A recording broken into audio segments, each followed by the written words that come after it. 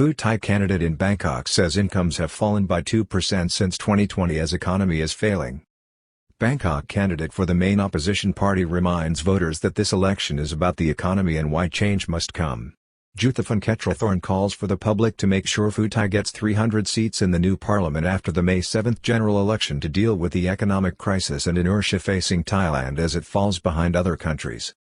A Pheu Thai candidate in central Bangkok has called on voters to come out and help elect at least 300 MPs for the main opposition party in order to save the stuttering Thai economy.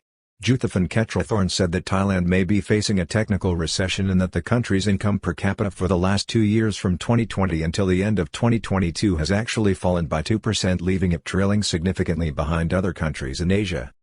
Pheu Thai candidate Juthaphon Keturathorn, who is standing in central Bangkok, called on voters to deliver 300 MPs for her party in order to tackle the sputtering economy with her party's pro-growth, bigger borrowing and higher income policies. A Pheu Thai candidate for the general election in central Bangkok has urged the public to get out and vote in the forthcoming general election in order to bring an end to Thailand's lackluster economic performance in the last 8 years under General Prachon Ocha. Juthaphon Keturathorn is standing for election in the Bangkok, Sathorn and Pathumwan areas of the capital and has highlighted the stark fact that Thailand's per capita income has actually fallen back over the last 2 years since the pandemic crisis. Per capita income in Thailand has fallen by 2% since 2020, says a Thai candidate in central Bangkok. Current coalition has been an economic failure. In 2020, per capita income in Thailand was $7,200 while in 2022 the figure had fallen to $7,069 or a fall of just under 2%. The economic data for the current coalition government, which came to power in 2019, makes particularly grim reading when Thailand is compared to other countries in Asia, notably South Korea, Malaysia, Vietnam, the Philippines and Indonesia.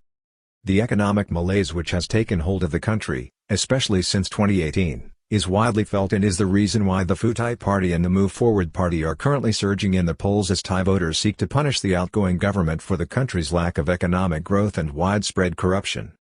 Corruption and the role of the unelected Senate in electing the next PM to be general election issues.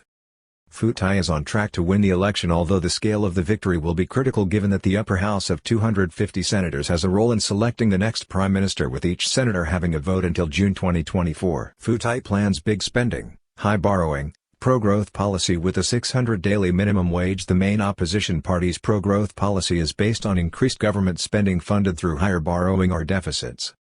The party also proposes a higher minimum wage of 600 per day for workers by 2027, something which has galvanized voters in every part of the country since it was introduced in early December. War erupts over Pheu Thai's 600 minimum wage plan, with the economy as the key election issue. On Wednesday, Ms. Juthaphon, like other Pheu Thai candidates running for election in 75 provinces across Thailand for the just confirmed May 7 general election, issued a call to arms to voters. She urged them to think about the economy and seek to ensure that the Pheu Thai Party is returned to the House of Representatives with at least 300 MPs, a figure recently cited by party leader Kulnantsriku as the number required to ensure that the unelected Thai Senate does not attempt to override the will of the people after the poll on the basis of moral right.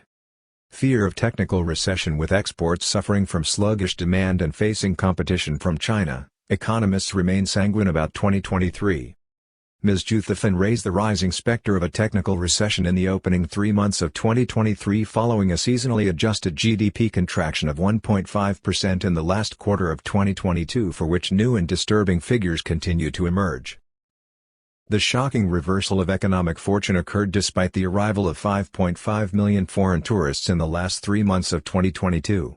It was driven by a 10.5% fall in exports year-on-year, together with an 8% decline in government spending as the Ministry of Finance reined in the public purse. Many economists, this week, however, remain sanguine about the full year ahead in 2023. They insisted that the kingdom's economy can grow by up to 3.7% this year, aided by the reopening of China to trade and an increased number of foreign tourist arrivals, especially from China, with government projections currently suggesting up to 30 million arrivals in 2023, a 269% increase on 2022. But there is also a significant downside to Thailand's trade with China.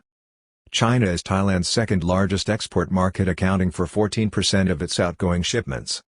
However, it is also increasingly a competitor as its industries take advantage of easier access to the ASEAN market under the new Regional Comprehensive Economic Partnership (RCEP), which is a growing cause of concern to the Federation of Thai Industries, FTI. Federation of Thai Industries, FTI, calls out government about the volatility of the Thai baht and elevated electricity and energy costs in the country. At the same time, the Federation of Thai Industries, FTI, is warning the Thai government that geopolitical instability, a highly volatile Thai baht and elevated energy costs for the manufacturing industry are hurting Thailand's manufacturers and exporters at this time. The baht has careered from a low of 38.18 against the dollar in mid-October to a high of 32.65 this month, a variation of 14.5% over 6 months.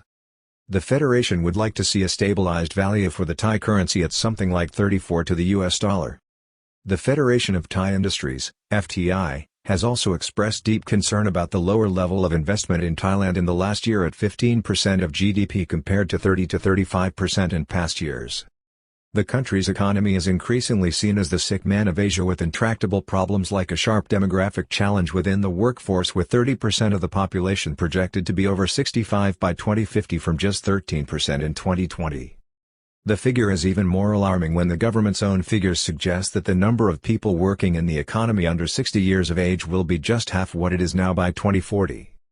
The country is also facing a rising private debt mountain as struggling firms and households attempt to make ends meet due to a lack of growth and opportunity in the economy over the past decade. Longer term, over the past decades, Thailand has not done well but is falling behind even more in recent years compared to other countries in the region. For long-term planners, the situation is clear but is not good news. Thailand has fallen into the middle-income trap and is failing in its efforts to develop into a high-income economy. The country's paltry growth rates with only 2.2% in 2019, a contraction of 6.1% in 2020, a 1.5% figure in 2021 and last year's adjusted growth rate of 2.6% compare unfavorably to its neighbors. Malaysia's economy in 2022 grew by 8.7% with Vietnam at 8% and the Philippines at 7.8%. Even Singapore, a wealthy first-world economy with its own demographic problem, managed to grow by 3.6% last year.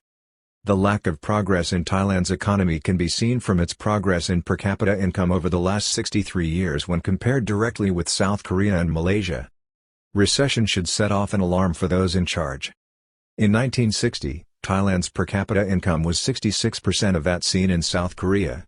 By the end of 2022, this had fallen to 22.7% with South Koreans earning an average of $33,592 per annum. The situation is different when it comes to Malaysia. Thailand's per capita income was 42.4% of that seen in Malaysia in 1960. By 2022, that had risen to 54% although Malaysia has become a high-income economy with a per capita income of $13,108 last year compared to just $7,069 for Thailand. Ms. Juthaphon said that if Thailand does fall into a technical recession when figures are released for this current quarter, it should set off alarm bells at the highest levels about the failure of the kingdom's economic policies.